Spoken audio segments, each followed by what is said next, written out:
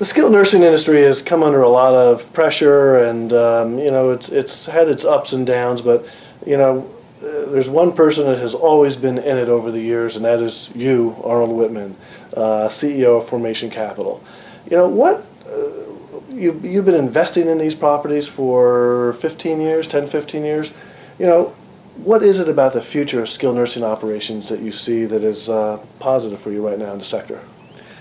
Well, and I think it's been more like 20 years. 20 but years.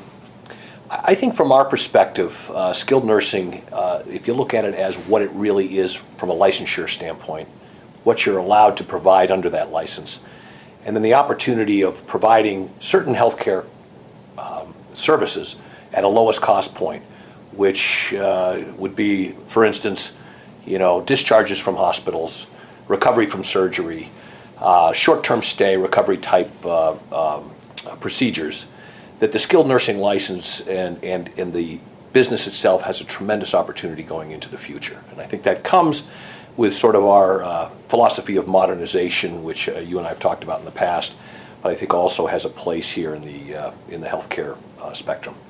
And then, there are companies out there, and as we all know, it's a very difficult business, but companies like SeniorCare, your Genesis Healthcare, I mean, both companies are, doing well on a census basis, doing well on driving the high acuity Medicare.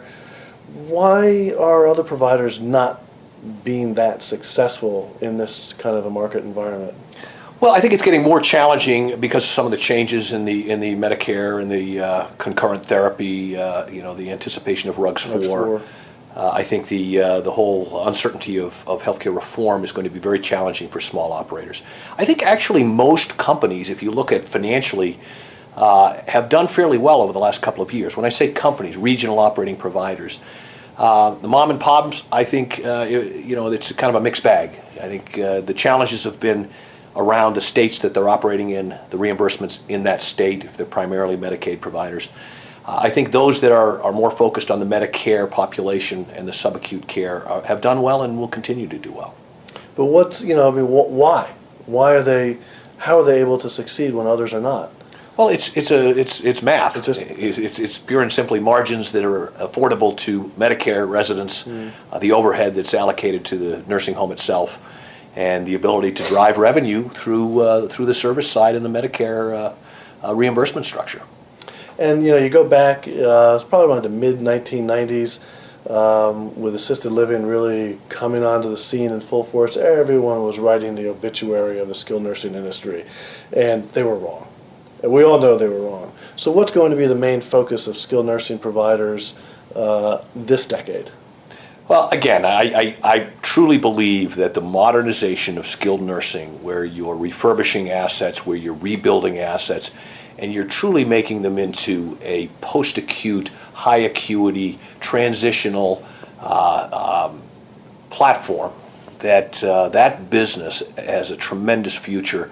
I think you're seeing the companies, as you stated, SeniorCare, Genesis, some of the higher acuity type providers that are going to do successful going into the future, primarily, based on the nurturing of that type of a resident.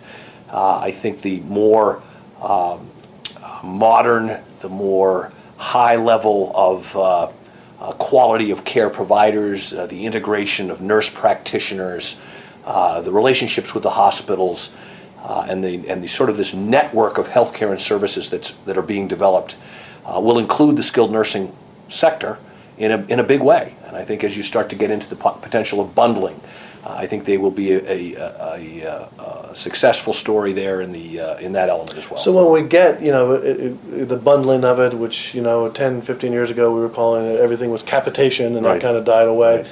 Right. Who in that kind of bundling environment, who is going to thrive in the skilled nursing business? The Genesises, SeniorCares Yeah, no, I of the think world? that's right. I think it's the higher acuity provider, high quality of care at the lowest price point, to me, seems to be the rational conclusion that you come to when you look at the future of skilled nursing. If they can provide high quality services, good outcomes in their facilities that will replace what today is, whether it's a hospital or an acute care rehab hospital or just a traditional rehabilitation facility, that, you know, the opportunity for the skilled nursing sector to thrive into the future makes all the sense in the world. I mean, from a cost perspective, if the quality of care can accommodate, then I truly believe the opportunity is there. So, you know, you've been, I mean, a lot of the words you've been using are, you know, Medicare, high quality, subacute, high acuity, discharge from hospital. You got half of the nursing homes in the country are 35, 40 years old right now.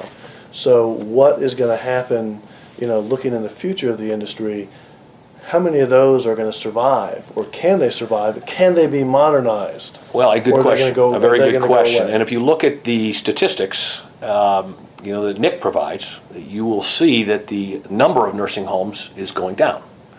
But I would suggest that the number of Medicare days that are being provided has gone up.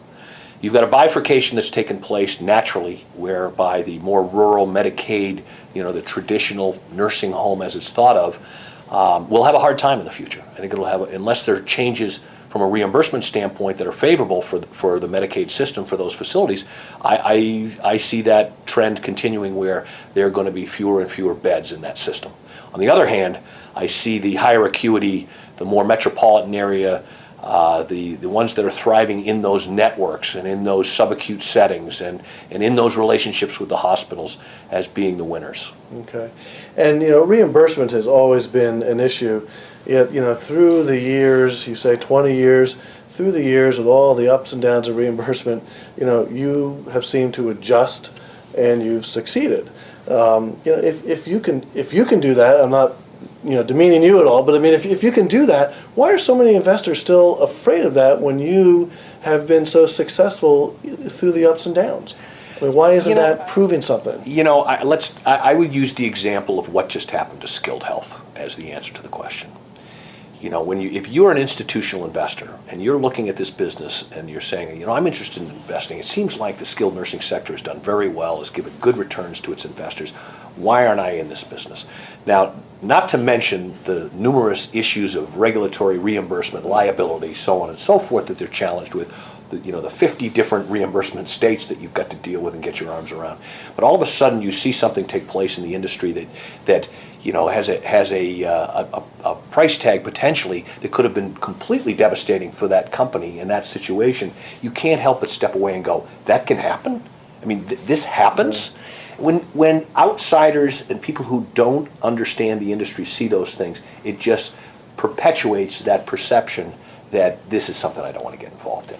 To me, it leads to opportunity. Right. You know, and that's why I've loved this business for so long. I think we have at Formation Capital a staff and infrastructure, both clinical and financial, that enables us to ascertain the risk and understand the business well enough that we feel that we can invest successfully. And it's really that basic. Okay. So the bottom line answer is you don't want that word to get out, because then that's more competition for you. Just a little. All right. Well, thanks for shedding some light on what's going on, and good luck next year. All right. Thank you, Steve.